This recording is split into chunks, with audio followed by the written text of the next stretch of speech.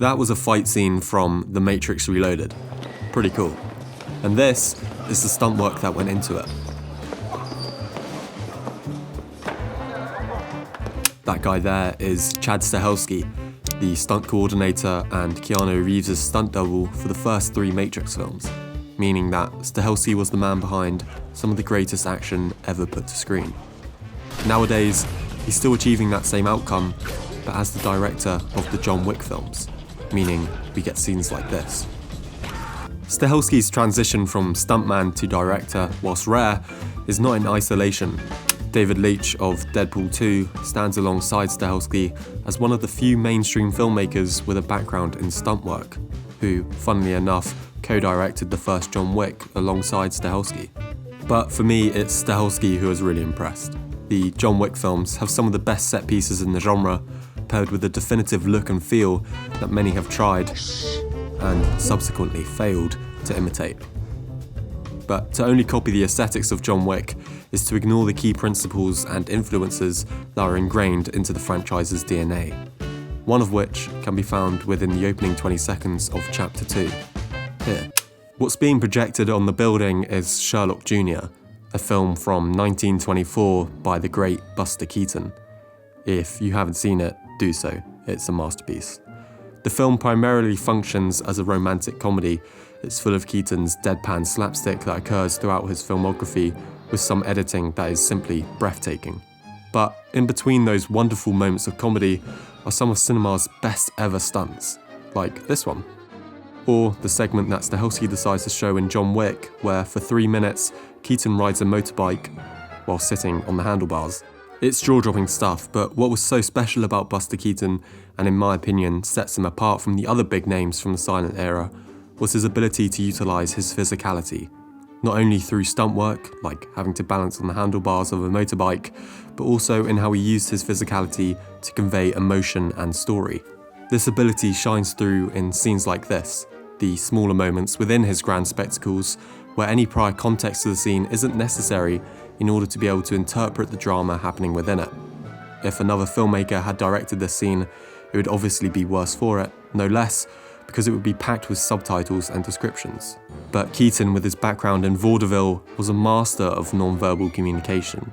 All of the nuances of his performance, the body language, facial expressions, speed of movement, conveyed the exact same, if not more, information than a few lines on a screen. But what you had to say, you had to communicate to the audience in only one way, through action, through pantomime. That's right. We eliminated subtitles just as fast as we could if we could possibly tell it in action.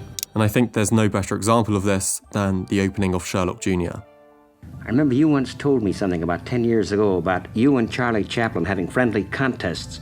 Who could do the feature film with the least amount of subtitles? But another thing, too, you got to call attention to is the average picture used 240 titles. That was about the average. 240 was the average? Yes, and the most I ever used was 56.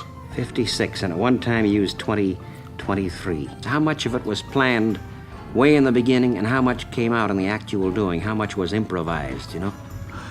Well, as a rule, about 50% you have in your mind before you start the picture, and the rest you develop as you're making it. Whilst this is obviously an extremely funny and extremely clever gag, it is also a gag that in just under 4 minutes, and with only 2 title cards, informs the audience on everything they need to know about the character, as well as providing the narrative its first plot point, which sets the rest of the film in motion. You can trace everything that happens in the film back to the fact that Buster was $1 short for a box of chocolates. These stunts and gags in Buster Keaton's films weren't just placeholders between the plot points, they were the plot points. It's storytelling through action, and nearly 100 years later, we see this exact principle being used by Stahelski. But instead of the slapstick comedy and gags of Buster Keaton, John Wick is told through a never-ending cycle of violence, one that, no matter how hard the characters try to escape, they can't. Stahelski states this theme in each and every moment of action within the series. Every bullet, knife, or pencil to the face comes as a consequence of a character breaking the rules. For example, this guy dies because Sophia shot Barada, because Barada shot her dog, because she didn't give him the dog, but she's only there because she made a bind with John, and we know what happens when you break a bind. And John's only there because at the end of John Wick 2, he did this, until finally we trace every murder back to the death of John Wick's dog, which in and of itself is a ridiculous inciting incident that Keaton himself would have been proud of. But it's also one that provides an emotional backdrop to every vengeful murder that John Wick commits, as he attempts to find peace in a world that spares none. It's what makes this moment at the end of Chapter 2 so shocking. You only have to look back over the action films of the past 10 years and think of the ones that follow this principle of storytelling, and you'll find it to be a pretty good litmus test to single out the best within the genre. And, not by coincidence, there's remnants of Buster Keaton and his fellow stars from the silent era all over them. In many ways, Tom Cruise and Keanu Reeves are the modern day embodiments of the likes of Charlie Chaplin, Buster Keaton and Harold Lloyd, especially in the ways in which they use their physicality. This occurs not only in their fleeting moments of slapstick comedy, this look away from Cruise and this sudden realization from Reeves being some of the best examples, but also in the stunt work and choreography that both commit to doing themselves, and it makes all the difference. You can see all the work that the actors put into pulling off these scenes. You feel every impact they take, and it feels real because it is.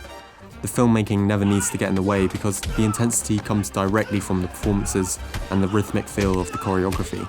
It's no wonder then that in John Wick 3, Stahelski spends nearly a minute showing a ballerina practicing her choreography, a definite nod to the Red Shoes and the works of Bob Fosse, but at the same time a reference to the fact that these dance musicals rely on the same principles of choreography and formal approach as John Wick. At times, these scenes feel closer to a dance than they do a street fight. You get a similar experience watching this man perform.